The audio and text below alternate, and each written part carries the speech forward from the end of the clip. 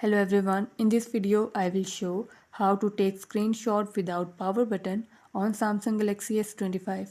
Before starting this video, please press the bell icon or do subscribe this channel. Let's start our video without wasting any time.